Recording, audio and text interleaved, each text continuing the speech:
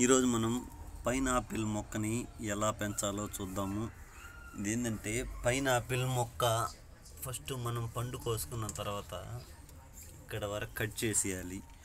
పైనాపిల్ని చూసారా, మొదలు వరకు కట్ చేసి చివర ఇది వరకు కట్ చేసి ఆకులన్నీ దింపేసి ఇక్కడ వరకు వాటర్లో నీళ్ళు తీసుకోవాలి.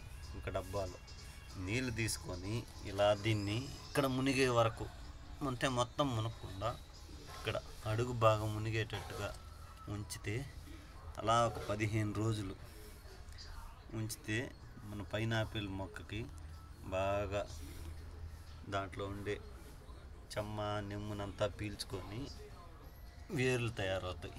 ఇప్పుడు చూపిస్తాను చూడండి. మనకి వేర్లు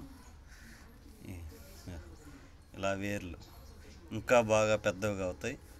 కొంచెం పెద్దవైన తర్వాత మనం ఎరువు నాటి దీన్ని ఇందులో ఎరువు అంతా పోసి ఆ కుండీలో నాటుకుంటే మనకి పైనాపిల్ మొక్క నెక్స్ట్ సారికి మనం కొనే పని లేకుండా మన పెరటి తోటలోనే పండుతుంది.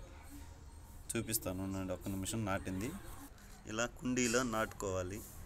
ఇలాగ బాగా పెద్దదైనప్పటికీ నెక్స్ట్ టయానికి అదే దాని ద్వారా మనం వేరే పండును కూడా పైనాపిల్ పండుని తీసుకోవచ్చు.